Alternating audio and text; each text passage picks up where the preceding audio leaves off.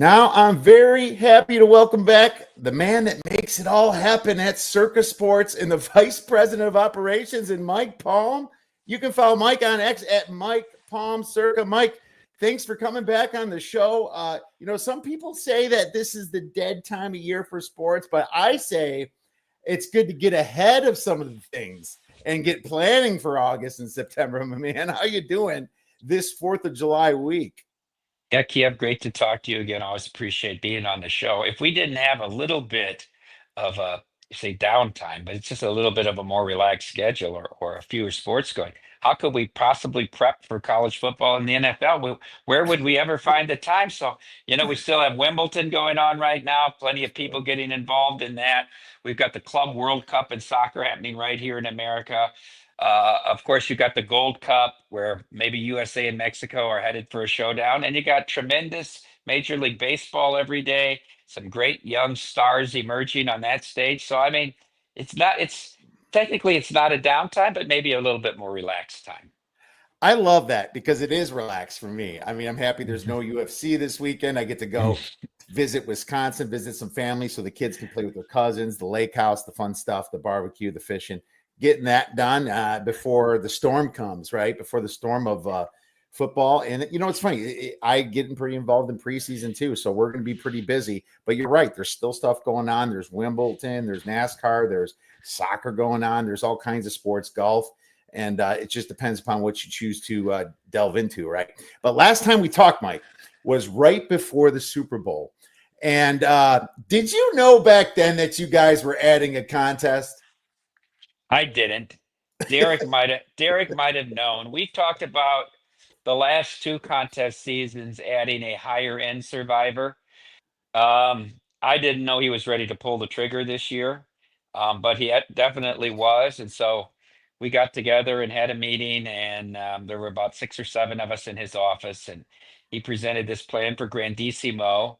Um, we debated a little bit what the entry fee would be, right? It was sort of on the table 10,000, 25,000, 50,000, 100,000. But Derek was very convinced that 100 was a delineating point, that maybe 10 wouldn't really stratify it enough.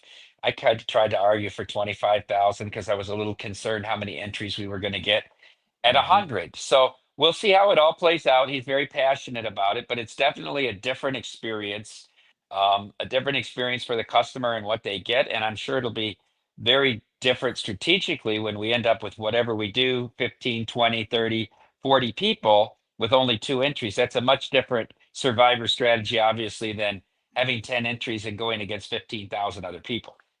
Oh, it certainly is. It's funny. It's almost like you think favorites might get picked a little bit more often. People are not going to, take too many swings at the bat. You almost feel like they want to maybe make their move a little bit, well, I guess earlier, but also be safe right away. It feels like that. I have to think about it more myself because it's mind blowing. Usually when I play Survivor, it's against a decent amount of people, right? Especially when we played last year. So I'm going to think about the strategy. What does Grandissimo mean, and why did you guys pick that name?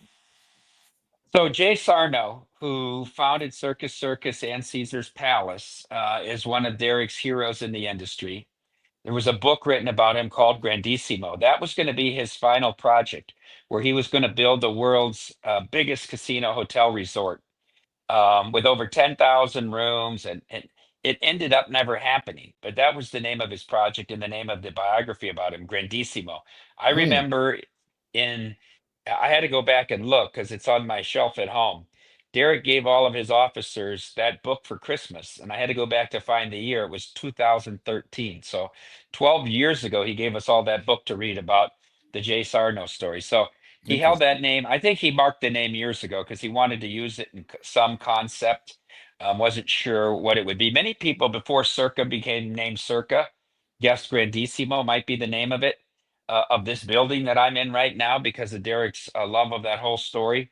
Um, but it ended up being Circa, and we found a use for Grandissimo in this high limit survivor contest. You certainly did find the use for it, and that's cool, man. What an honor for Derek to do that to one of his heroes. That's fantastic. Very interesting. Is there a guarantee in this one? I mean, I can't expect you to. I wouldn't personally expect a ton of people to get in this one, the first one, unless maybe I'm missing something. So we ended up with 1.5 million for a guarantee. And what's the reason? Well, that was 7 years ago. What our guarantee was on the first Circa Millions contest was 1 point, when nobody even knew who we were. We were operating out of the Golden Gate. No one had heard of Circa Resort and Casino, right? We were just some little upstart independent book at the D in the Golden Gate at the time. Derek said a million. I said, but that's here we are, 6 million for the millions again. 15 million for the conventional survivor. And then if we say a million, doesn't that sound cheap? He said, well, what do you want to guarantee? And I said, well, how about 1.5 million? At least we can say we're going back to our roots. I don't know that we have a big risk with the overlay because we come the first week of September and it's only sitting at 5 or 6 entries. Those poker players are going to swoop in with the overlay and buy up a few. So I don't think we have a huge risk there. Right now, officially we have one, but I'll give you a little behind the scenes. Oh, I Another love that. person has already wired in 100,000, and he just hasn't been out here to Nevada yet to sign up. So that's Okay. two. And then another gentleman said he's coming this weekend to buy 2 entries. So maybe by next week sometime we're at four, but you never know. It could be one heading into the September because well, can you afford to tie up 100,000 for 4 months waiting for the contest to start? Most people can't. Of course, most people can't afford it at all. But I don't think we'll really know until those last few days before the season kicks off how many Grandissimo we're going to get. Blaming all of my roots, my friend. It's great that you're doing that and putting a guarantee on it. It's just something you guys do there, and that's why we love you so much. Just putting your money where your mouth is, and it's proven to pay dividends. And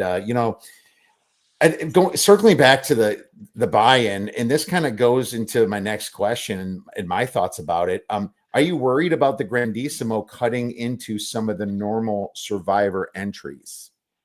Well, if we don't make the guarantee, I'm going to blame it on Grandissimo, whether that's the case or not. I tried to say, stay in your lane. I mean, our core competency is this survivor. We're growing it to be the biggest thing in the world. Now you got to add something on top of it. Look, I think it's a different clientele. Will it? Maybe. Will some people get together and say, we were gonna do, there's four of us, so we're all gonna do 10 and make a group of 40, and maybe instead we get together and find some more guys and do one Grandissimo. Maybe that happens. I tend to think people at that range that are trying to put 10,000 in are much more comfortable playing in the regular Survivor. And maybe this Grandissimo is more of a status thing for the, high roller, like the Sean Perry villain that we found the last few years in our Survivor that didn't want to chop. Like, this is built for him, right? There you go. It's built for him. Ian Ritchie, who is of course does a lot of great work with fantasy, was the one player who signed up on opening day. We'll see. I would say I doubt it, but I have a scapegoat in case we don't. I predicted 18 million for our regular Survivor. If we don't get there, I'm going to blame Grandissimo. You have that locked and loaded, my man. Yeah. It's like already built in. That's like a comfort for you, kind of coming on in. Well, I mean, it's funny. It's like, well, what if you just up the limit to 100 entries, because that'll get more entries at the Survivor. So that's an idea. But I think that you did it correctly after thinking about it. That the 100,000, it seemed way more than I foresaw you doing. 25,000, 10,000, 15, whatever. That makes more sense. But I think if it was 25,000, it would cut into the Survivor entries. I think by making it 100,000, it makes it a completely different strategy and a completely new game.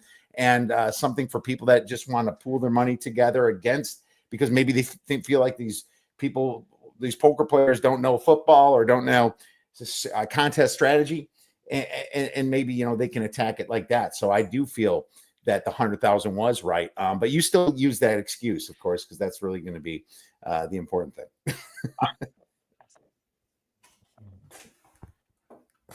Hold on a second. I think your audio is messing up a little bit.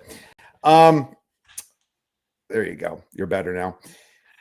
What is the actual guarantee then this year for Survivor?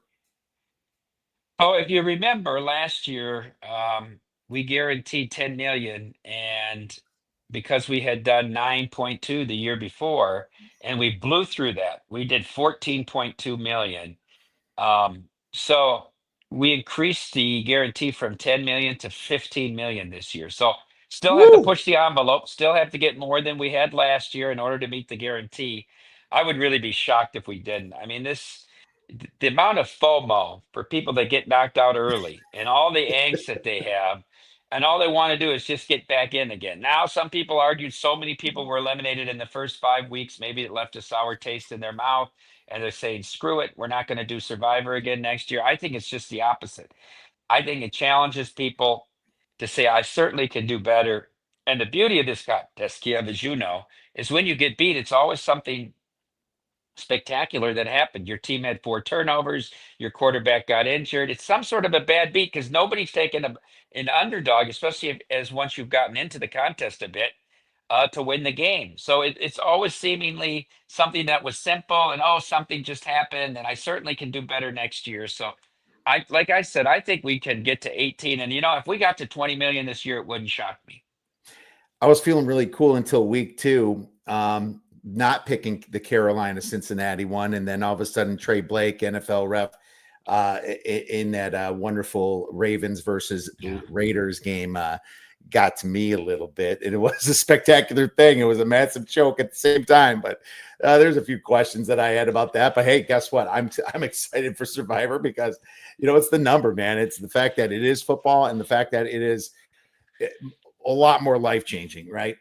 In saying that, I still think Millions is my favorite because that's the sports better in me. The sports better in me likes Millions, and it likes the fact that after week 12, I can still win a massive amount of money, right? I can still win a quarterly, and that is something they have to remember. It's like you want to play all year. You're playing till at least week 16 when it comes to Millions. So tell us a little bit about the thoughts with that, and if there's any changes to Millions. I absolutely agree with you. Because even if you've won nothing and you're headed to the fourth quarter, like I guess if you're 5-5 after the first 2 weeks of the fourth quarter, you're technically out of it, but not until that point. And you've gotten 15 weeks of enjoyment already. Survivor, there's only one way to win, right? I mean, Bill Mott, the horse trainer, famously said when Cigar got beat in the Pacific Classic, there's a million ways to lose a race. There's only one way to win. Well, in Survivor, there's one way to win. In the Millions, there's 126 ways to win with all the quarterly payouts and the top Yes. 100 and the booby prizes. So for me, it's just challenging because it's 5 games a week, and I have a hard time coming up with past 3 some weeks, and some weeks past the second game that I like. But you do have action. You're guaranteed action for 4.5 months for your $1,000, and I think that's appealing to a lot of people. It's very appealing. And like you said there's a lot of different options. You can even go for the booby prizes. And, I feel like there's just more room for error, obviously. It's just, there's more strategic points instead of just one per strategic point on each week. There's more strategic points throughout each week, picking 5 games against the spread that are locked in. So I agree 100% with that. How are signups trending? I know it's like probably way too early to ask you that. Just curious, beginning of July, are they more or less or about the same? I just got a report through the end of day Monday this week. Survivor is actually trending up 22% over last year, and Millions is down 8%. That being said, we've only seen 2% of the entries come in, right? Yeah, It was amazing last year. In the last 6 days, we did almost 6,000 entries in Survivor, almost a could not believe thousand it. a day. The last, right? We were saying we're going to get there. Oh, we're going to get there. Oh, we're going to get to 9. We're going to 10. Maybe I was saying outrageously 12, and we ended up with 14. So it all comes down to those last few weeks, and sign up weekend helps kind of kick that off a few weeks before the season. Yeah. And we're excited to do that again this year. But it's still interesting to track trends because trends inform you if nothing else. And so positive on the side of Survivor so far. Well, that's good. And obviously 22% up on one, 8% down on another, you're up in general. So Mhm. that's good.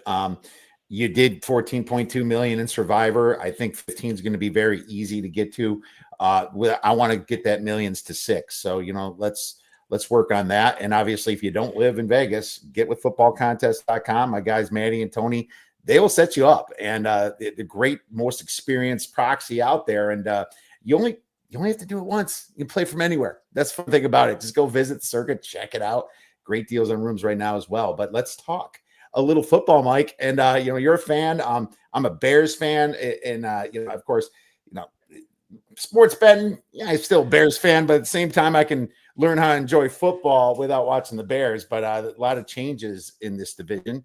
And I want to see what your thoughts are on just, anything you want to say about the division. Maybe there's a bet you made, Mike, starting with the NFC North. What do you think about this division and where the numbers are, and if there's anything you like or dislike? So I bet the opener on the Vikings. I just, this team won 14 games last year, and then, Darnold became a pumpkin, and they lost that Sunday night game in Detroit. They had the chance to be the 1 seed in the bye, and then just got absolutely destroyed by the Rams in the wild card round.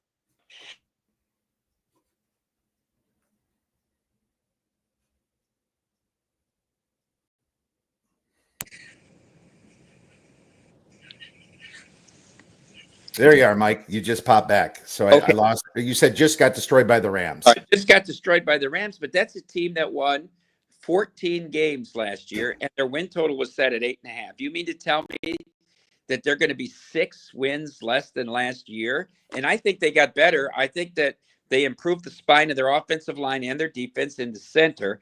Now, J.J. McCarthy's the big wild card. He's the big wild card for the whole NFC North in my mind, right? Yes. This number has gotten bet so heavily at Circa that we had to raise their total from 8.5 to 9.5, their standard number. And that's how much money has poured in on the over on the Vikings. So I feel fortunate I got it at 8.5. I don't know if I hate it at 9.5. It's plus 120 if you go over 9.5. Conversely, the Bears, who were favored to go over 8.5, now the under 8.5 is now minus 140. So it seems as money is coming in on the Vikings, it's coming in against the Bears. Yet on that Monday night opener at Soldier Field, the Bears remain a 1.5-point favorite over the Vikings. That number hasn't moved at all. Yeah, I disagree with that number too. I agree with your thoughts. I think the Vikings should be favored by the Bears, even though it's a road game. And it just makes no sense. I mean, I believe in Ben Johnson. I think it's a great hire, but I don't believe in him week one.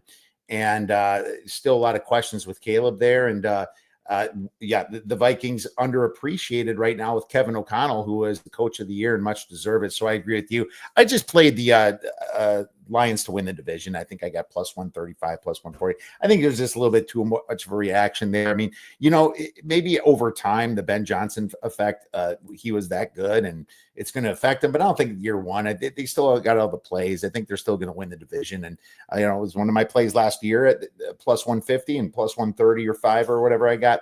I thought it was a decent enough value to take the Lions to win the division. So those are my thoughts. But I have it Lions, Vikings right after that. Again, it's like no surprises for me. What about the NFC South? What you thought about the obviously worst division that people say? Maybe the AFC South is pretty bad too, but you got the Tampa Bay Bucks there. You got Atlanta Falcons now actually with a different quarterback.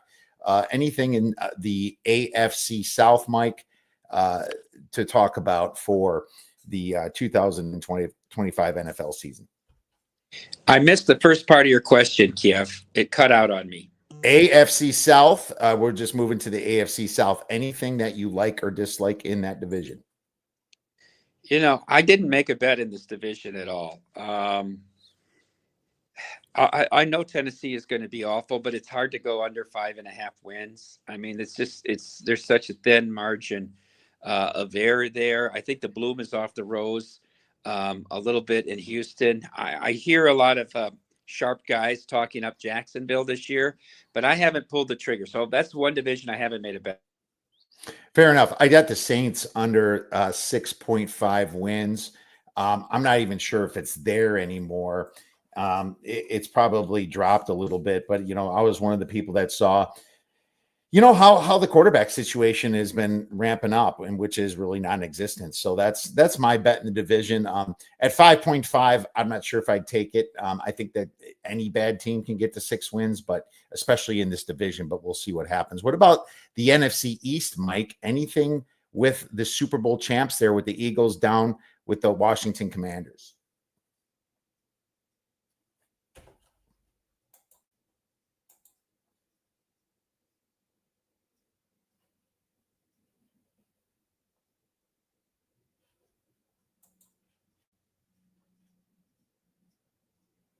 think Mike's having a little bit of internet problems here. See if he pops on back. Going to the NFC East, I tend to like the Giants under 5.5. Let's see if Mike comes back here. Giants under 5.5 is what I like, and I took that a while ago. Mike, you feel free to chime in when you're back. I know that internet's been in and out over there, but yeah, man, I'm down with the Giants under their season win total.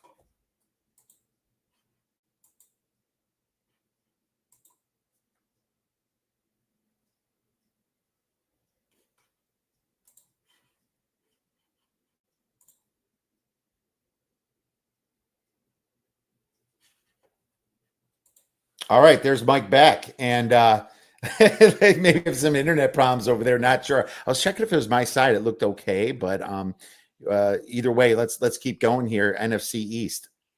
I played the Eagles to win the division. I think we're using an anecdotal excuse to say they're not the best team in the division because no one has repeated since the Eagles did in the early 2000s. Those 4 straight years they went to the NFC Championship game. Um, it's funny, Kiev, because last year I bet a superfecta on the division finish, and I bet Eagles, Cowboys, Commanders, Giants. And I said if I lose this, it's going to be because the Commanders were better than the Cowboys. Well, that's exactly what happened.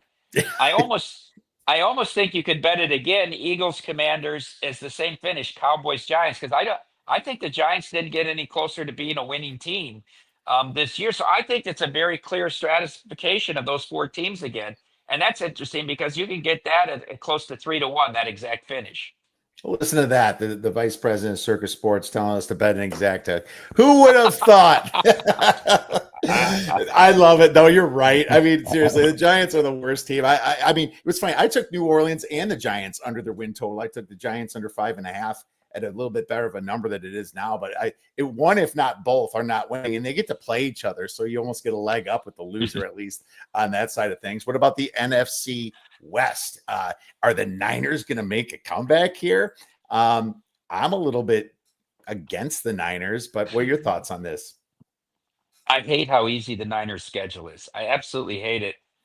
I went out and bet some Rams futures when they were shopping Matthew Stafford because in my heart of hearts, I believe they were not going to let him go. I still think he's a top 5 quarterback in the NFL.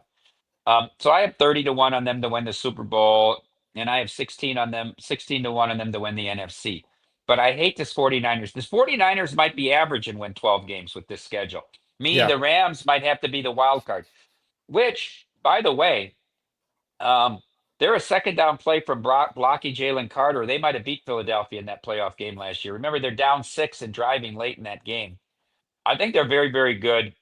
I do have them to win the division at plus 210. I know now they're down to around plus 160 now, but I hate that the 49ers schedule is so easy. But I'm highest on the Rams in that division. And it's funny, at Circa Sports, the team that's getting bet is the Arizona Cardinals.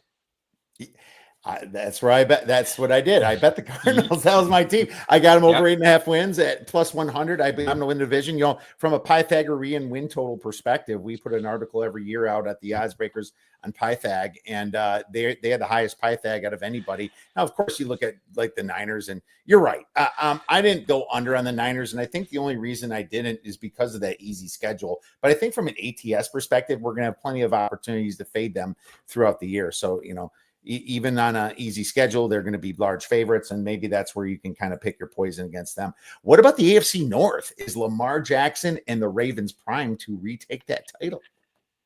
I think they are, but you're not getting enough bang for your buck there. Pittsburgh becomes a little bit interesting with Rodgers. That's a big variable there. I didn't make a bet in this division. I'm not sold on Cincinnati. I just don't think they did enough defensively. I know they changed coordinators and they brought in Al Golden from Notre Dame. Remember, it's Al Golden that had 10 men on defense and on a fourth and goal play, the final goal play of the game against Ohio State. So just remember that. And they were in a nickel from the 2 yard line when Ohio State had two bruising backs. I just have a little bitter memory there of that game. They should have never lost in South Bend to Ohio State. So Cincinnati spent all their money on offense again, and the problem has been the defense. And I don't know that just changing coordinators solves your problem. I think they had to get better. I think they had to get better from a perspective of speed, and I think they had to get better from a perspective of strength in the middle. And I don't know that they did that. So I think Baltimore deserves to be the favorite, but I didn't think it was worth a bet. So no bet on the North. Why did Cincinnati piss off Hendrickson like that? Oh. You're paying a second receiver and T. Higgins over your number one pass rusher. Makes no sense. I cannot stand Taylor, their coach. I agree with everything you said. I think Joe Burrow's just being wasted right now in this division.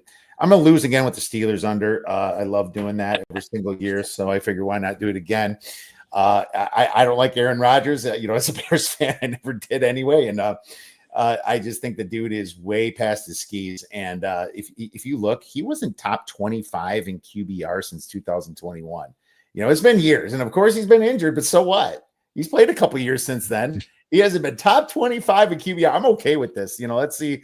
I think the Steelers are making mistakes left and right, and they're trying to get better, but now you got Jonnu Smith there, and it's like Rodgers never threw to tight ends anyway. So there you have it. What about the AFC South? Is the Texans in position to retake that claim of the champion of the South? Yeah, I didn't bet this division either. Some sharp folks that I know, like Jacksonville. There's too much chaos in Indianapolis for me. I tried to find a reason to play the Colts and I couldn't. So I took a pass on the South.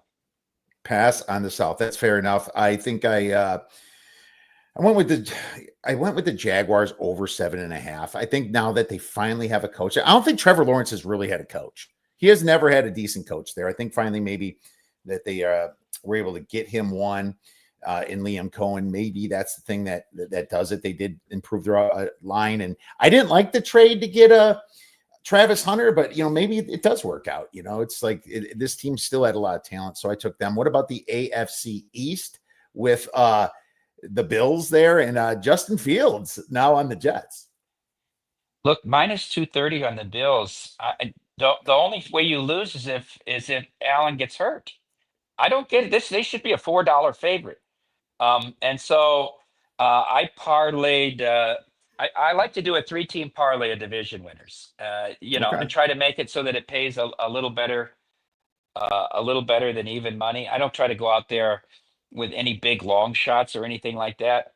I did put a parlay together with the Bills to win the AFC East, with your Detroit Lions to win, and with Baltimore. I didn't make an individual bet, but I wanted to get that Bills bet to close to even money. So I took two favorites in the other division. I think that's a ludicrous price when you look at these other three teams. I think Miami is taking a step backwards. I think the Jets are 3 years away from being a year away. This Jets team might be in worse shape than the Giants. And so, Vrabel will make a difference, but he's not going to make a 6-7 win difference in that team. They'll be more competitive, but they're still 3 or 4 games worse than the Bills. So I just think that's a layup with the Bills.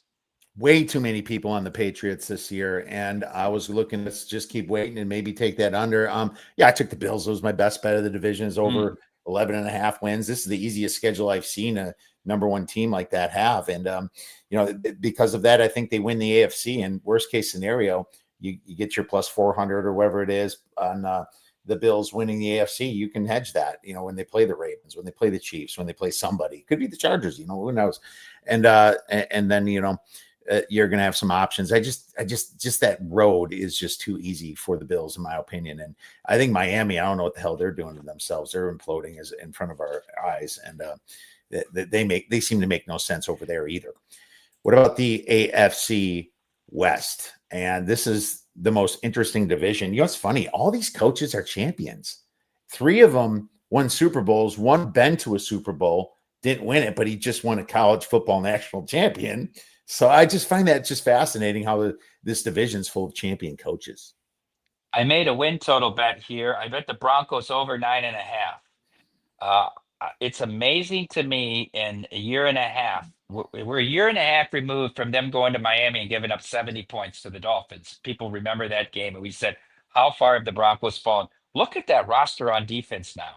Yeah. And you would expect in year two that the offense would take a step forward as well. I think this team has a shot to win the division. I think Kansas City may be vulnerable. Look, 3 years ago, Kansas City was minus 360. 2 years ago, they were minus 240. Last year, they were minus 180. They're minus 120 this year. Okay. The division and the coaching has a lot to do with it, but the division is catching up to them, especially the Chargers and the Broncos. I didn't quite get there to play them to win the division, but I very much think this is an 11 at worst 10 win team. So I did play over 9.5, and at even money was the bet that I got it at. I don't mind that either. I took the Chargers over 9.5 at plus money, but I took them both to win the division against the Chiefs, plus 300 apiece. You know, blended odds plus 150. Right. So, you look at it, it's like a situation where I don't think you're betting against the Raiders. I don't think they're going to factor in the very first year here.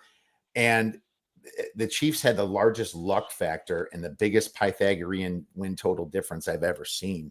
I like looking at luck factors. Team Rankings does a good job putting out luck factors, and they're way in the fives. They're like higher than I've ever seen a team in my life last year. They did not belong where they were. And so I'm just taking a shot. And I'm like, you know what? If I'm wrong with the charge, I'm okay with just taking them both. And there's probably books that are going to put those numbers out. Maybe the Circa will of a either or Broncos and, Chargers. You can put them together, right, against the Chiefs and the Raiders, or you just kind of figure it out with the odds. So I like going that way, my man.